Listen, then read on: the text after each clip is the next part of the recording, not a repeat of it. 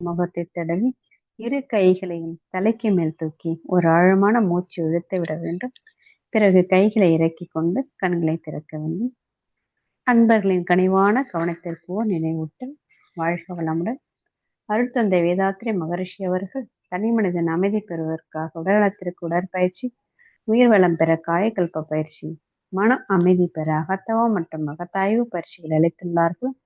இத்தகைய சிறப்பான மனவளக்கலை என்னும் வாழ்க்கை கல்வி உலக சமுதாய சேவா சங்கம் கையோகா இணைய வழியே 12 நாட்கள் அடிப்படை பயிற்சியாகவும், அதனைத் தொடர்ந்து 4 மாதங்கள் சான்றிதழ் கல்வியாகவும் நம் இல்லம் தேடி வந்து அளித்து வருகிறது.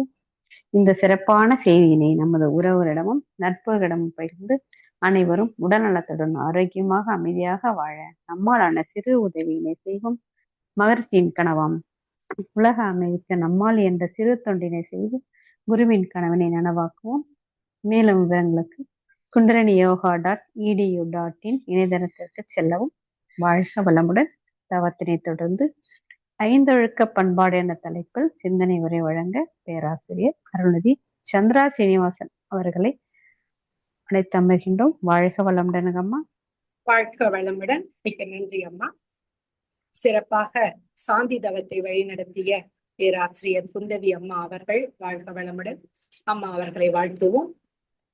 பேராசிரியர் அருள்நிதி குந்தவை அம்மா அவர்களும் அவர்தம் அன்பு குடும்பமும் அருட்பேராற்றல் கருணையினால் உடல் நலம், நீளாயுள், நிறை செல்வம், உயர் புகழ், மெய்ஞானம் ஓங்கி வாழ்க வளமுடன். வாழ்க வளமுடன். நன்றி. நன்றிகள் அம்மா. வாழ்க வையகம், வாழ்க வையகம், வாழ்க வளமுடன். குரு வாழ்க, குருவே துணை. ஸ்கை ஆன்லைன் மெடிடேஷன் தினசரி நிகழ்வில் இன்றைய சிந்தனை உரைக்கு இணைந்திருக்கும் அன்பு உள்ளங்கள் அனைவருக்கும் மாலை வணக்கங்களும் வாழ்க வளமுடன் என்ற நல்வாழ்த்துக்களும் தெரிவித்து மகிழ்கின்றோம். ஆசான் அருட்தந்தை அவர்கள் நல்லாசியோடு இன்றைய நிகழ்வினை தொடர்வோம். ஐந்தொழுக்க பண்பாடு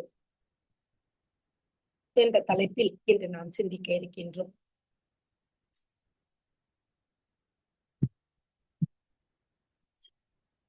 மகரிஷி அவர்கள் உலக சமுதாய சேவா சங்கத்தை நிறுவி தனது 60வது வயதில் முழு நேரமும் உலக நல தொண்டனாக தன்னை அறிவித்து உலக சமுதாயத்திற்காகவே தன்னை அர்ப்பணித்து நமக்கு உடலுக்கு உடற்பயிற்சி, உயிருக்கு காயகல்ப பயிற்சி, மனதுக்கு அகத்தாய்வு பயிற்சி, அகத்தவங்கள் இவற்றை அளித்து ஒவ்வொரு மனிதனும் மேம்படுவதற்காக நம்மை வழிநடத்தி வருகின்ற அந்த குருவின் பொற்பாதங்களை வணங்கி மகரிஷி அவர்கள் வாழ்க்கை விளக்கம் என்ற எனது வாழ்க்கை விளக்கம் என்ற புத்தகத்தில் குறிப்பிட்டிருக்கிறார்.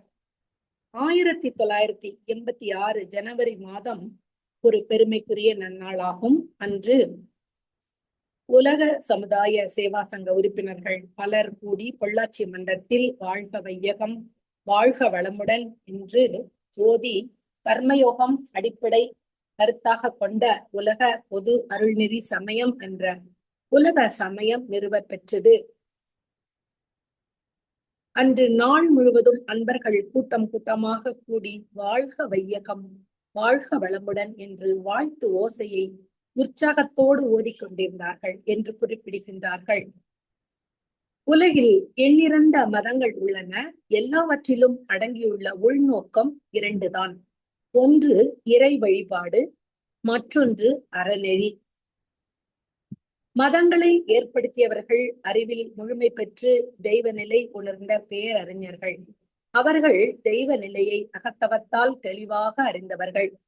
அந்த பேரறிவில் உலக மக்கள் அனைவரும் அன்போடும் அமைதியோடும் ஒற்றுமையோடும் வாழ கண்ட வாழ்க்கை நெறிதான் அறம்.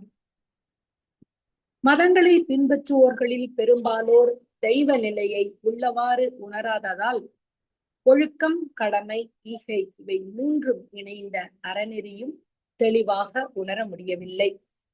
இதனால் மதத்தின் பெயரால் பல நாடுகளிலும் பகை, பிணக்கு, போர் இவை அடிக்கடி மனித குலத்தில் ஏற்படுகின்றன. இதனால் மதங்களின் உள்நோக்கமே மறைந்து கொண்டிருக்கின்றது. சமுதாய அமைதியை நாடி சங்கம் அமைத்த மகரிஷி அவர்கள் இது பற்றி இரவு பகலாக பல ஆண்டுகள் ஆராய்ந்தார்கள். கடவுள் என்பதை பக்தியினால் அறிந்து கொள்வதால் மட்டும் மனித அறிவுக்கு அமைதி கிட்டாது. தெய்வம் என்ற ஒரு பூரண பொருளே அறிவாகவும் உயிர்களிடம் மலர்ச்சி பெற்று இயங்குகின்றது என்ற உண்மையை தெளிவாக விளக்கி உலக பொது அருள்நெறி சமயம் என்ற நூலை ஆங்கிலத்தில் world order of holistic unity என்ற பெயரில் எழுதியுள்ளார்கள். அந்த கருத்து உலகில் பரவவும் எல்லா மதங்களும் ஒரே சமயத்தின் கீழ் இணைந்து ஒன்றுபட்டு ஓருலக பொது சமயமாக ஏற்றுக்கொண்டு ஒற்றுமை உணர்வு பெறவும் ஏற்றவாறு இறை உணர்வை விஞ்ஞான முறையில் தெளிவுபடுத்தி ஒழுக்கம், கடமை, ஈகை என்ற 3 வாழ்க்கை நல செயல்களையும் தெளிவாக மகரிஷி அவர்கள் விளக்கி காட்டியிருக்கின்றார்கள். அந்த வகையில் உலக சமயத்தில் சேர்பவர்கள் பின்பற்ற வேண்டிய நெறிமுறைகள் 10 என்று, கர்மயோக நெறிமுறைகள் 10 என்று மகரிஷி அவர்கள் அளித்துள்ளார்கள். மேலும் மகரிஷி அவர்கள் தனது வாழ்க்கையிலேயே ஆராய்ச்சி செய்து நமக்கு உடற்பயிற்சியை அளித்துள்ளார்கள், காயகல்ப பயிற்சியை அளித்துள்ளார்கள், அகத்தாய்வு போன்றவைகளையும் அளித்துள்ளார்கள். அந்த வகையில் ஐந்தொழுக்க பண்பாடு என்பதும் மகரிஷியின் ஒரு ஆராய்ச்சியில் வந்த ஒரு விளைவே. அது பற்றி மகரிஷியை ஒரு கவியில் குறிப்பிடுகின்றார்.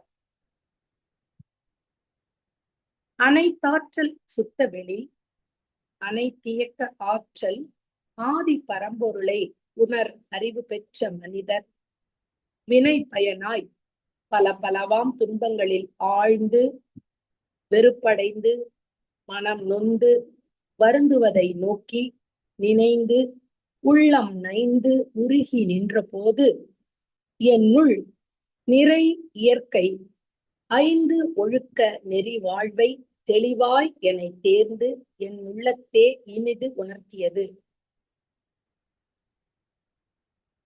மனம் நைந்து உருகி நின்ற போது என்னுள் நிறை இயற்கை 5 ஒழுக்க நெறி வாழ்வை தெளிவாய் என்னை தேர்ந்து என் உள்ளத்தே இனிது உணர்த்தியது. என் நாட்டு மக்களுக்கும் ஏற்றதென்றே உணர்ந்தேன். ஐந்தொழுக்க பண்பாடு மகரிஷியின் கருத்தில் வந்த விதத்தை இக்கவி விளக்குகின்றது. மனிதனால் செய்ய முடியாததை எல்லாம் செய்யக்கூடியதாகவும் இயல்பாகவே செய்யப்படுவதையும் இயற்கை, தெய்வம் என்று கூறுகின்றோம். அது சுத்தவெளி. தனது அழுத்தம் எனும் மாபெரும் ஆற்றலால் இப்படித்தான் இயங்க வேண்டும் என்ற இயல்பூக்க அறிவாலும் தன்னையே தானே துண்டுபடுத்திக் கொண்டு இறை துகள் எனும் பரம அணுக்களாக இயக்கம் பெற்று அவை கூடிய கூட்டங்களே தோற்றுப் பொருட்களாகவும் ஜீவ இனங்களாகவும் மாற்றம் பெற்றுள்ளது. இறுதியில் 6வது அறிவு எனும் அனுமான அறிவை உடைய மனிதனாகவும் ஆகியுள்ளது. எல்லாவற்றையும் அறியக்கூடிய அறிவு பெற்ற மனிதர்கள் எல்லா ஆற்றலுக்கும் மூலமானது சுத்தவெளி, இருப்பு நிலை. அதுவே அனைத்தையும் இயக்குகின்ற ஆற்றலாகவும் இயக்கங்களுக்கு முன்னிலை ஆதி பரம்பொருள் என்பதையும் தனக்கு உள்ளும் புறமுமாக இருந்து இயக்குகின்றது, இயங்குகின்றது, உணர்கிறது, உணர்த்துகிறது என்பதை உணர முடியாமல் உள்ளார்கள். எண்ணில் அடங்காத பிறவிகள் எடுத்து வந்ததில் தனது சுயம் இறைநிலை என்பதை மறந்து கண்ம வினை பதிவுகளால் பல வகையான துன்பங்களை அனுபவித்து வாழ்க்கையில் வெறுப்படைந்து மனம் நொந்து மக்கள் வருந்துவதை கண்டேன். மக்களின் வருத்தத்தை கண்டும் இணைந்தும் மனம் துன்புற்று உள்ள உருக்கத்தோடு இருந்தேன். அப்போது நிறை இயற்கையான இறைநிலை என்னை தேர்ந்தெடுத்து என் அறிவில் 5 ஒழுக்க நெறி வாழ்வை தெளிவாக இனிதே உணர்த்தியது. மகரிஷி குறிப்பிடுகின்றார், அப்போது நிறை இயற்கையான இறைநிலையை என்னை தேர்ந்தெடுத்து என் அறிவில் 5 ஒழுக்க நெறி வாழ்வை தெளிவாக இனிதே உணர்த்தியது. இந்த 5 ஒழுக்க பண்பாட்டு நெறியானது எந்த நாட்டு மக்களும் இனிமையாக வாழ்வதற்கு ஏற்றது என்பதை உணர்ந்து கொண்டேன் என்று இக்கவி மூலமாக மகரிஷி குறிப்பிடுகின்றார். அத்தகு சிறப்பு வாய்ந்த அந்த 5 ஒழுக்க பண்பாடு அது என்ன, பண்பாடு என்றால் என்ன என்பது பற்றி நாம் சிறிது சிந்திக்கலாம். பண்பாடு என்பது உலகில் உள்ள பல்வேறு நாடுகளில் வாழும் பல்வேறு மக்களிடமும் பல்விதமான பண்பாடுகள் நிலவி வருகின்றன. பண்பாடு என்பதற்கு விளக்கங்களும் பல பலவாக உள்ளது. உண்மையிலேயே பண்பாடு என்றால் என்ன? மனித குலம் ஆதிகால மனித வாழ்க்கையில் இருந்து தொடர்ந்து வாழ்ந்து கொண்டிருக்கின்றது. இடம், காலம், அறிவின் வளர்ச்சி, தேவை உணர்வு இவற்றிற்கு ஏற்ப தனி மனிதரிடம் தோன்றிய செயல்களும் கருத்துக்களும் இன்று வரை தொடர்ந்து வருகின்றன. அவ்வாறு தொடர்ந்து வந்து கொண்டிருக்கும் வாழ்க்கை முறையே பண்பாடாக மலர்ந்தது. பண்பாடு என்பது மனித இன வாழ்க்கை நெறிமுறைகளை குறிக்கின்ற ஒரு சொல். இந்த சொல்லில் ஆழமான கால நீளமான கருத்துக்கள் அடங்கியுள்ளன. பண்பாடு என்பதை ஆழ்ந்து ஆராய்ச்சி செய்து அறிந்து கொள்ள வேண்டியது சிந்தனையாற்றல் மிகுந்தவர்களின் கடமை. முற்கால அனுபவம், தற்கால சூழ்நிலை, எதிர்கால விளைவு இம்மூன்றையும் ஒத்து நோக்கி ஆராய்ந்து எந்த செயலையும் துன்பம் வராத அளவோடும் முறையோடும் ஆற்றி மகிழ்வது பழக்கத்தில் வந்ததேயானால் அதுவே பண்பாடாகும். நமக்கும் துன்பம் வரக்கூடாது, பிறருக்கும் துன்பம் வரக்கூடாது. அத்தகைய வாழ்க்கை நெறியே பண்பாடு. பண்பு என்றால் நேர்மையாக வாழ்வதற்குரிய செயல்களை பழக்கத்தில் கொண்டு வருவது ஆகும். எண்ணத்திற்கும் செயலுக்கும் ஒற்றுமை இருக்கும் வகையில் வாழ்க்கையை வாழ தெரிந்து கொள்வதும் வாழ பழகிக் கொள்வதும் ஒரு உயர்ந்த பண்பாடாகும். பண்பாடு என்பது உட்புற வாழ்க்கை நெறி. உலகில் பல மதங்கள் உள்ளன, அரசியல் முறைகள் பல உள்ளன, அறிஞர்களின் அறிவுரைகள் அடங்கிய பல நூல்கள் உள்ளன. இவையெல்லாம் உலக மக்கள் வாழ்வில் நிறைந்திருந்த போதிலும் இன்று தனி மனிதன் வாழ்விலும் உலக அளவிலும் அமைதியின்மையும் வாழ்க்கை சிக்கல்களும் அச்சமும் நிலவி வருகின்றன.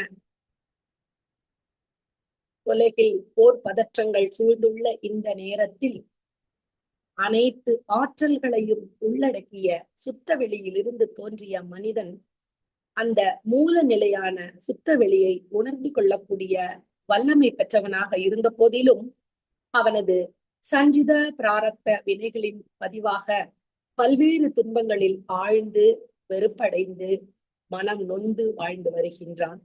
இவற்றையெல்லாம் கருத்தில் கொண்டு மனித குலம் உய்ய வேண்டும் என்று உருகி நின்ற நமது ஆசான் அருட்தந்தை அவர்கள் இறைநிலையோடு நமக்கு உணர்த்தியது ஐந்தொழுக்க பண்பாடாகும். மக்கள் அனைவரும் ஒன்று சேர்ந்து வாழ்க்கை முறையை அறநெறியின் வழியே பழகிக் கொண்டு வாழ்வதற்கு ஏற்றதொரு புதிய பண்பாடு இதுவே ஆகும். தனி மனிதன் வாழ்க்கையிலும் உலக மக்கள் வாழ்க்கையிலும் அமைதியும் நிறைவும் காண ஐந்தொழுக்க பண்பாடு என்ற அறநெறி வாழ்க்கை முறை இன்றியமையாதது. அவற்றை தெளிவாகவும் விரிவாகவும் விளங்கிக் கொண்டு செயல்படுத்த வேண்டும். இதற்கு வேண்டிய பொறுப்புணர்ச்சியை மக்கள் அனைவருக்கும் உண்டாக்குவது நம் கடமை. புதியதொரு பண்பாடு உலகுக்கு வேண்டும், புதியதொரு பண்பாடு உலகுக்கு வேண்டும். போதை, போர், பொய், புகை ஒழித்து அமுல் செய்வோம். போதை, போர், பொய், புகை ஒழித்து அமுல் செய்வோம். அதிக சுமை ஏதுமில்லை.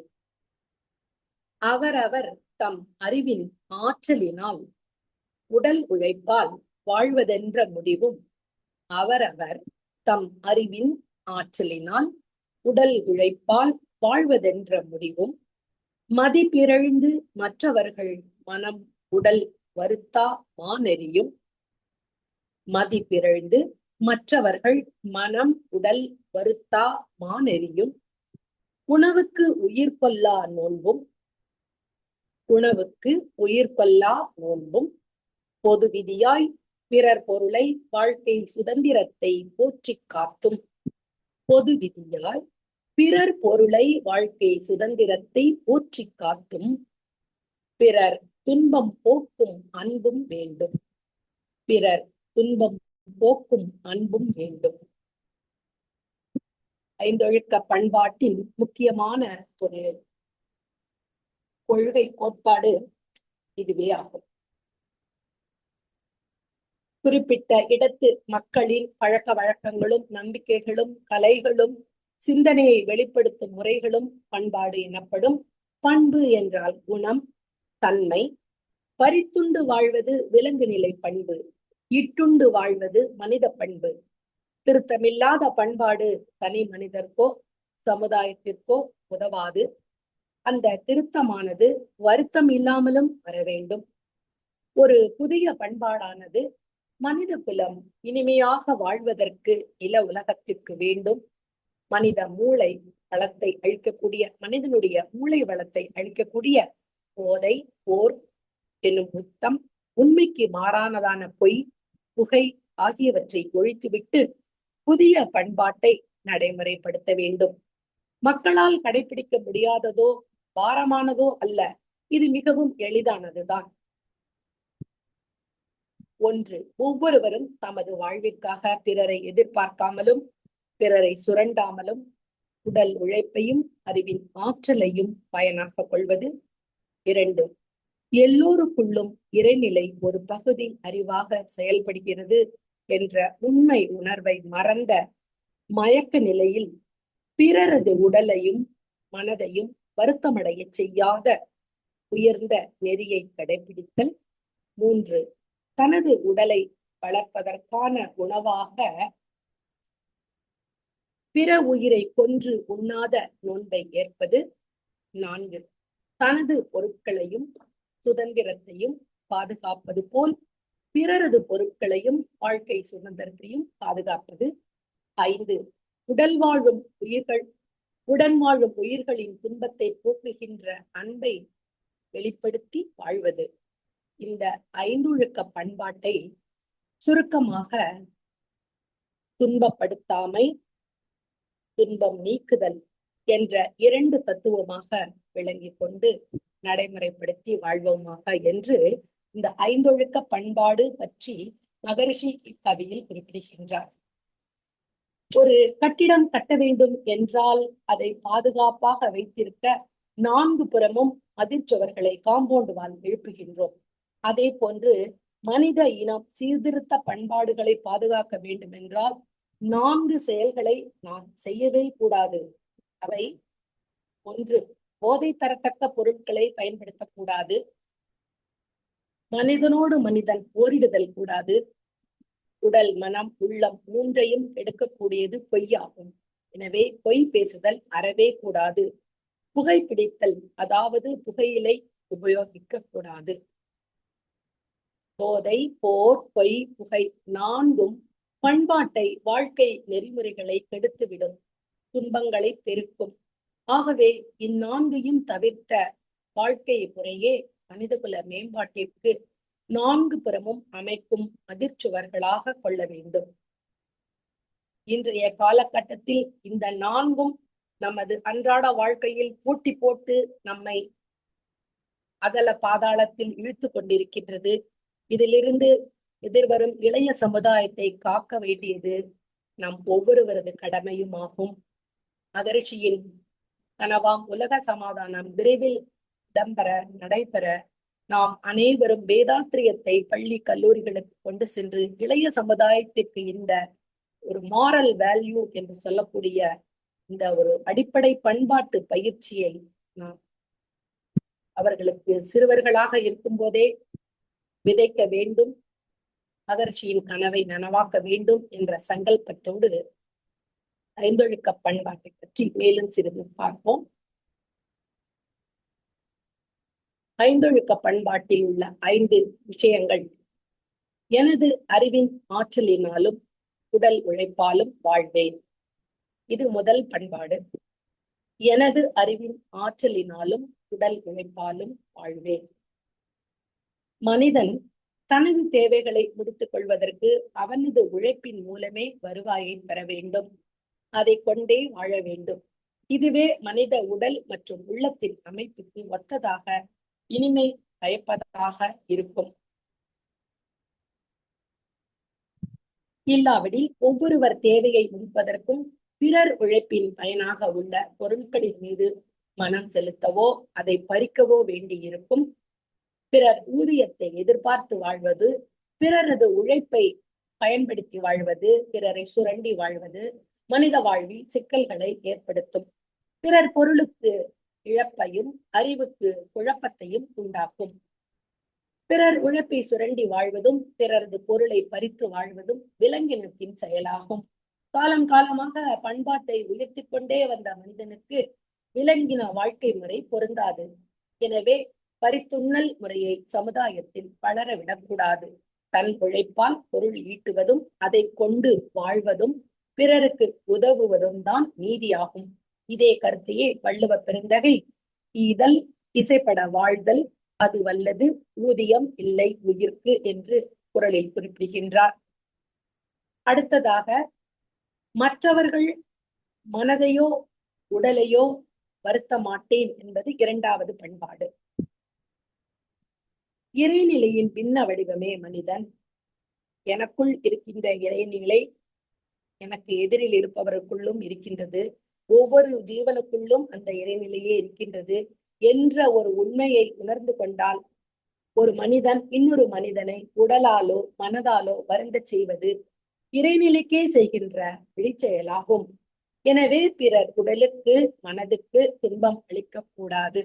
இது 2வது. அடுத்தது, உணவுக்காக உயிர் கொலை செய்ய மாட்டேன் என்ற உறுதிமொழி.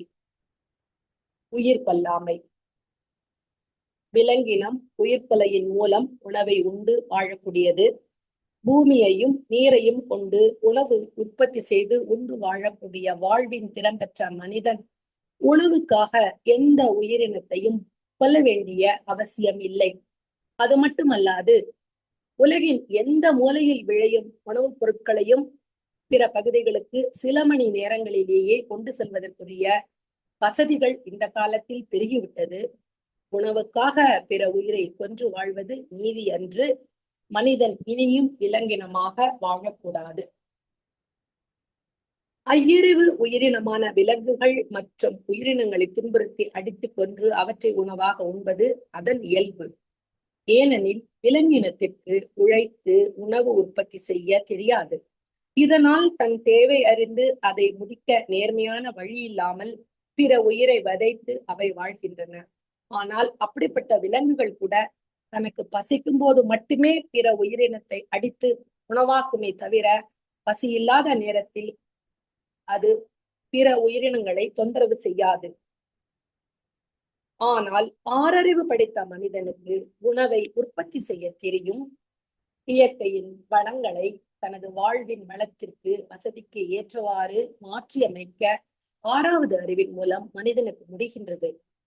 கூட்டு வாழ்க்கையின் மூலமாக தனது பண்பாட்டை உயர்த்தி கொள்கின்றான் மனிதன். அப்படி இருக்கும் பொழுது உணவுக்காக மற்ற உயிரினங்களை கொன்று அதை உணவாக கொள்வது தகுமா? ஒரு உயிரினத்தை கொல்லும் போது 4 குற்றங்கள் ஏற்படுகின்றன. பிற உயிரினத்தை துன்புறுத்துவது,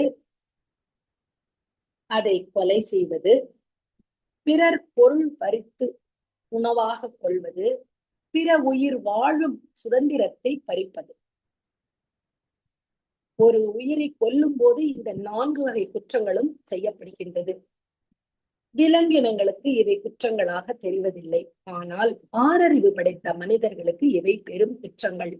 இந்த தீய பதிவுகள் சஞ்சித கர்ம பதிவாக மனிதனுக்கு வந்துள்ளது. இந்த தீய பதிவுகளை போக்க வேண்டும். மற்ற உயிரினத்திற்கு துன்பம் தராத இந்த வாழ்க்கை நெறியை அகிம்சை எனலாம். மகாத்மா காந்தியடிகள் அகிம்சையை கடைபிடித்து ஒரு எடுத்துக்காட்டாக வாழ்ந்து காட்டினார். உலகின் பெரும் பகுதியை ஆண்ட ஆங்கிலேய ஆட்சியை அகிம்சையின் மூலமாகவே எதிர்த்து இந்தியாவிற்கு சுதந்திரம் வாங்கி கொடுத்தார்.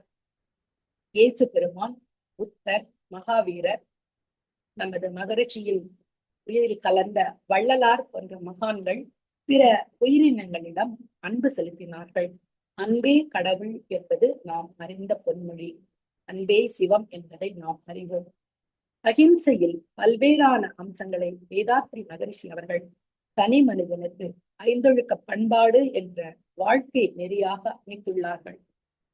இத்தகு சிறப்பான ஒரு பண்பாட்டில் இந்த உயிர் கொல்லாமை என்பதை நாம் கண்டிப்பாக கடைபிடிக்க வேண்டும். உணவுக்காக உயிர் கொலை செய்ய மாட்டேன் என்பதை நாம் ஒரு சங்கல்பமாக வைத்துக் கொள்ள வேண்டும். அடுத்ததாக, பிறர் பொருளை, வாழ்க்கை சுதந்திரத்தை போற்றி காப்பேன் என்பது ஒரு மனித இனத்தில் பறித்துண்டு வாழ்வது மாபெரும் குற்றமாகும். இந்த குற்றம் சமுதாயத்தை ஒரு செல்லரித்த புத்தகம் போல் சீர்குலைத்து விடும். பிறருக்கு உரிமையான பொருட்களையும் வாழ்க்கை சுதந்திரத்தையும் ஒவ்வொருவரும் மதித்து வாழ வேண்டியது மனிதனுடைய கடமையாகும். ஒருவர் எந்த அளவுக்கு பிறரை மதித்து நடக்கின்றாரோ அந்த அளவுக்குத்தான் பிறரும் தன்னை மதித்து நடப்பார்கள். நமக்கு ஒரு மதிப்பு வேண்டும் என்றால் நாம் முதலில் பிறரை மதித்து நடக்க வேண்டும். அடுத்தது, ஐந்தாவது பண்பாடாக, துன்பப்படுபவர்களுக்கு என்னாலான உதவிகளை செய்வேன் என்பது. பிறர் துன்பம் போக்கும் அன்பு ஈகை எனப்படுகின்றது. முடிந்த வரையில் பிறர் படுகின்ற துன்பத்தை குறைத்து அவர்களை இன்பமாக வாழச் செய்ய வேண்டியது அவசியம். பிறர் துன்பம் போக்கும் அன்பு மனித வாழ்வின் பாதுகாப்புக்கும் பராமரிப்புக்கும் இன்றியமையாதது. துன்பம் தவிர்த்த வாழ்வே அறநெறியாகும். இயற்கை சீற்றத்தினாலோ அறியாமையினாலோ உணர்ச்சி வயப்பட்ட நிலையாலோ ஒருவர் துன்பப்படுவாரேயானால் தகுந்த முறையில் தனது உடல் அறிவாற்றல் மூலம் முடிந்தவரை அந்த துன்பங்களை குறைப்பதும் நீக்குவதும் மனித தன்மையாகும். ஐந்தொழுக்க பண்பாட்டை செயல்படுத்துவதற்கு எல்லாராலும் இயலும். மிக மிக எளிமையானது. குடும்பத்திலேயே இந்த பண்பாட்டை பழகி வர வர அது குடும்ப பண்பாடாகவே மாறிவிடும். அதுவே சந்ததிகளுக்கும் தொடரும். யாரோடு பழகினாலும் இந்த பண்பாட்டின் தன்மையே முதன்மையாக வெளிப்படும். ஐந்தொழுக்க பண்பாடு நீளமான ஆழ்ந்த ஆராய்ச்சிக்குரிய ஒரு தத்துவமாக இருப்பதால் எல்லா நாட்டு மக்களாலும் உணர்ந்து கொள்ள கடினமாக இருக்கும் என்பதற்காக 5 பேரொழுக்கங்களையும் இணைத்து சுருக்கி அனைவரும் பயன்பெறும் வகையில் 2 ஒழுக்கங்களாக சங்கல்பம் என்ற முறையில் போதித்து நமக்கு பயிற்சி அளிக்கப்பட்டிருக்கின்றது. ஒவ்வொரு நாளும் நாம் தவத்தின் நிறைவில் நான் எனது வாழ்நாளில் யாருடைய உடலுக்கும் மனதிற்கும் துன்பம் தரமாட்டேன், துன்பப்படுவோருக்கு என்னால் முடிந்த உதவிகளை செய்வேன் என்ற இரண்டொழுக்க பண்பாட்டை நாம் நாள்தோறும் சொல்வது மனித குல வாழ்வை மிகவும் மேன்மையாக்க வல்லது. அறிஞர் பெருமக்களின் கருத்துக்களும் 4 வேதங்களும் 6 சாத்திரங்களும் 18 புராணங்களும் 64 கலைகளும் இந்த இரண்டொழுக்க பண்பாட்டின் சாரத்தையே உள்ளடக்கமாக கொண்டிருக்கின்றது. மனிதனிடம் பழக்கமே பதிவாகி மனதில் நிற்கும், செயல் வடிவம் பெறும். அதனால் யாருடைய உடலுக்கும் மனதிற்கும் நான் துன்பம் தரமாட்டேன் என்ற உறுதிமொழியை எளிதாக நடைமுறைக்கு கொண்டு வந்து விடலாம். அப்படி கொண்டு வந்து விட்டால் அதுவே மனிதனுடைய தன்மையாக மாறிவிடும். என் குடும்பத்திற்குள்ளேயும் சமுதாயத்திலும் அத்தன்மையே முன்னின்று செயல் வடிவம் பெறும். உலகம் முழுவதும் மனித குலம் பிறருக்கு துன்பம் செய்வதில்லை என்றும் பிறர் துன்பத்தை போக்க வேண்டும் என்றும் உறுதி கொண்டால் உலகிலும் குடும்பத்திலும் அமைதியும் மகிழ்ச்சியும் நிறைவும் பெருகும். இந்த ஐந்தொழுக்க பண்பாட்டின் சுருக்கமான இரண்டொழுக்க பண்பாட்டை கற்றுக்கொள்வதும் சிரமமில்லை. இதை பின்பற்றி உலகில் போர் பகை அச்சமின்றி நாம் வாழ வேண்டும். ஒவ்வொருவரும் ஆன்மீக ஒழுக்கத்தில் ஒரு தூணாக இருந்து ஒரு பெரிய மகரிஷி கண்ட கனவை நாம் நனவாக்க நம்மால் ஆன உதவியை செய்ய வேண்டும் என்ற வேண்டுகோளோடு இந்த வாய்ப்பை நல்கிய நல்லுள்ளங்களுக்கு மனமார்ந்த நன்றிகளையும் வாழ்க வளமுடன் என்ற நல்வாழ்த்துக்களையும் தெரிவித்து இத்தனை காலம் பொறுமையோடு செவிமடுத்த அன்பர்கள் அனைவரும் வாழ்க வளமுடன் என்ற நல்வாழ்த்துக்களோடு ஐந்தொழுக்க பண்பாடு என்ற இந்த சிந்தனை உரையை நிறைவு செய்கின்றோம். நன்றி. வாழ்க வையகம், வாழ்க வையகம், வாழ்க வளமுடன். வாழ்க வளமுடன் அம்மா. மிகவும் சிறப்பானதொரு சிந்தனை.